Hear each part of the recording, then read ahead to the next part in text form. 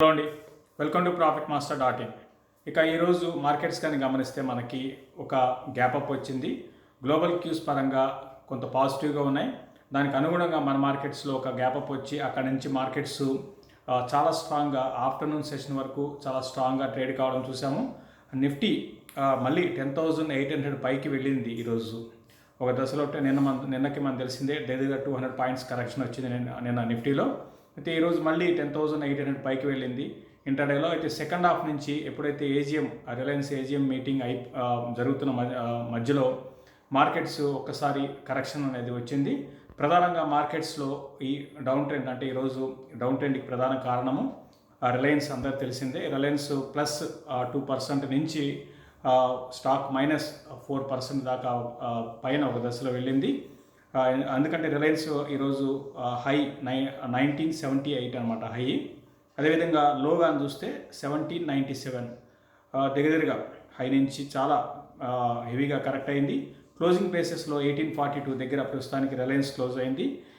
So ఏదైతే ఏజిఎంలో Reliance ఏజిఎంలో Mukesh Ambani గారు మాట్లాడుతున్న మధ్యలో స్టాకు కరెక్ట్ కావడం చూసాం. దాంతోపాటు ఆటోమేటిక్గా మనకి నిఫ్టీ కూడా కరెక్ట్ అయింది.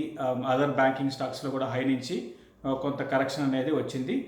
ఈరోజు నిఫ్టీ హై ఇంతకుముందు నేను చెప్పినట్టుగా 10,827 అనమాట హై. అదేవిధంగా లోగాన్ చూసుకుంటే 10,577.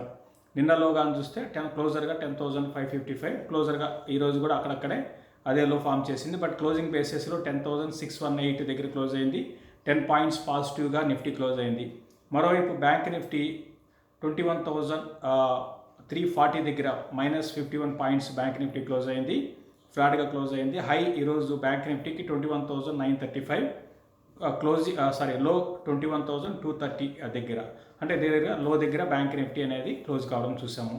ఇక ఈరోజు హైలైట్ అంటే ఓవరాల్గా మార్కెట్ ఇంకా మిగతా అన్ని స్టాక్స్, అన్ని సెక్టర్ చెందిన స్టాక్స్ వీక్ ఉన్నా కూడా మార్కెట్ +10 పాయింట్స్ ఉంది. అంటే ప్రధాన కారణం ఐటీ కంపెనీస్ అండి. అటు విప్రో ఎప్పుడూ లేదు, ఈ మధ్యకాలంలో నేను విప్రో 10%, 15% పెరగడం అనేది నేను దగ్గరగా 10 years అయింది అనుకుంటా చూసి, సింగిల్ డే. సో ఈ విప్రో 16% పెరిగింది. నిన్న మంచి రిజల్ట్ పోస్ట్ చేశారు. అంటే రిజల్ట్ అంత మంచి result in the sense absolutely flat result అనమాట. లాస్ట్ ఇయర్ ఏ విధంగా అన్నాయో లాస్ట్ ఇయర్ సేమ్ అదే ఫోటో కాపీ లాంటిది అనుకోవాలి. సేమ్ అదే కైండ్ ఆఫ్ రిజల్ట్ ఈ క్వార్టర్లో వచ్చాయి. ఆ స్టాక్ 262 రూపీస్, అంటే 16% పెరిగింది ఈరోజు. తర్వాత ఇన్ఫోసిస్ రిజల్ట్ మార్కెట్ అవర్స్ తర్వాత వచ్చాయి. దాని గురించి మనం మాట్లాడుకుందాం మళ్ళీ. ఇది 6% పెరిగింది. ఇన్ఫోసిస్కి వెయిటేజ్ ఎక్కువ ఉందండి. ఐటీ కంపెనీస్లో హయ్యెస్ట్ వెయిటేజ్ ఇన్ఫోసిస్కి ఉంది. ఈవెన్ టీసీఎస్ కన్నా ఎక్కువ ఇన్ఫోసిస్కి ఉందన్నమాట. దాని కారణంగా నిఫ్టీ ఈరోజు కొంత స్ట్రాంగ్గా ఉంది. తర్వాత హెచ్సిఎల్ టెక్నాలజీస్, ఇది కూడా మామూలుగా ఎప్పుడు కూడా పార్టిసిపేషన్ చేయదు మార్కెట్లో, సైలెంట్గా ఉంటుంది. చాలా మూవ్ అనేది పెద్దగా అసలు మూవ్మెంట్ ఉండదు. ఈ స్టాక్ కూడా ఈ మధ్యకాలంలో బాగా పెరిగింది. ఇది 615 దగ్గర ప్రస్తుతానికి క్లోజ్ అయింది. మరోవైపు వీక్గా ఉన్న స్టాక్స్లో భారతీ ఎయిర్టెల్, అంటే రిలయన్స్ వాళ్ళు మేము ఇట్లా చేస్తాం అట్లా చేస్తాం అని చెప్పేటప్పటికి ఆటోమేటిక్గా భారతీ ఎయిర్టెల్ వీక్ అయిపోయింది. 4% ఈ స్టాక్లో మనకి కరెక్షన్ వచ్చింది. అదేవిధంగా రిలయన్స్ ఇండస్ట్రీస్ ఇంతకుముందు అనుకున్నట్టుగా 4% కరెక్షన్ అంతే దగ్గరగా. తర్వాత హెచ్పిసిఎల్ 3.7% కరెక్షన్ వచ్చింది. ఇక ఈరోజు హైలైట్ స్టాక్ అంటే ఇంతకుముందు అనుకున్నట్టుగా విప్రో అని చెప్పాలి. 16% విప్రో పెరిగింది. అదేవిధంగా ఐడియా అనేది బాగా వీక్ అయింది. ఈరోజు 8.6% ఐడియా కరెక్షన్ అనేది వచ్చింది ఐడియాలో. తర్వాత F&Oలో కానీ గమనిస్తే మనకి లాంగ్ బిల్డ్ అవుతున్న స్టాక్స్లో ఎక్కువగా ఐటీ కంపెనీస్ ఉన్నాయండి. లైక్ విప్రో కానీ టీసీఎస్ కానివ్వండి, ఇటువంటి స్టాక్స్. తర్వాత హిందుస్థాన్ యూనిలీవర్ అండ్ M&M లాంటి స్టాక్స్లో కూడా లాంగ్స్ బిల్డ్ అయినాయి. ఇక లాంగ్ అన్వైండింగ్ అని చూస్తే బంధన్ బ్యాంక్, అంటే లాంగ్ అన్వైండింగ్ అంటే ప్రాఫిట్ బుకింగ్ అనమాట. లాంగ్ ఫ్యూచర్స్లో లాంగ్ బిల్డప్ అంటే బయింగ్ ఎక్కువగా ఇంట్రెస్ట్ ఉన్న స్టాక్స్. సో లాంగ్ అన్వైండింగ్ అయితే బంధన్ బ్యాంక్ అంటే profit booking are long exit కావడం అనమాట, అంటే బై చేసిన వాళ్ళు ఎగ్జిట్ కావడం. MGL, RBL, GMR లాంటి స్టాక్స్లో లాంగ్ అన్వైండింగ్ కనపడింది.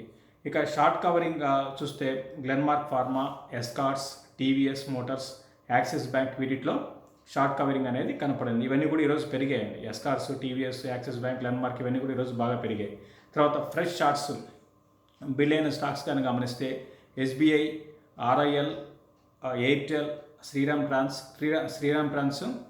మనకి చూస్తున్నాము ఈ మధ్య రోజు కూడా వీక్ అవుతున్న స్టాక్ అండి. ఇది ఎప్పుడైతే వీళ్ళు మనకి బైబ్యాక్ రైట్ ఇష్యూ ఎప్పుడైతే అనౌన్స్ చేశారో అప్పటి నుంచి కూడా ఈ స్టాకు వీక్ అవుతూనే ఉంది. తర్వాత BHEL, IDFC ఫస్ట్ బ్యాంక్ ఇవన్నీ కూడా ఫ్రెష్ షార్ట్స్ అనేది బిల్డ్ అయినాయి.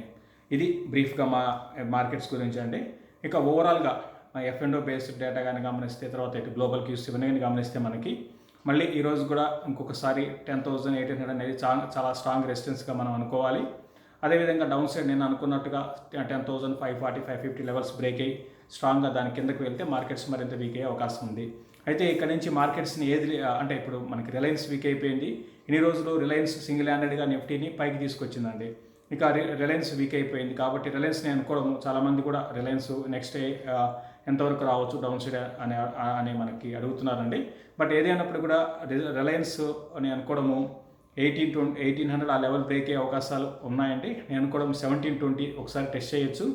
ఈవెన్ 1700 కూడా బ్రేక్ కావచ్చు. 1660, 1680 లెవెల్స్ రానున్న రోజుల్లో రిలయన్స్ టెస్ట్ చేసే అవకాశం కనపడుతుంది. బాగా ఈ మధ్యకాలంలో ఇది బాగా న్యూస్ బేస్డ్ పెరిగిందండి స్టాక్. నిజంగా రియాలిటీ పక్కన పెడితే కంటిన్యూగా న్యూస్ బేస్డ్ ఇన్వెస్ట్మెంట్స్ రావడం, జియోలో ఇన్వెస్ట్మెంట్స్ రావడం అదొక న్యూస్.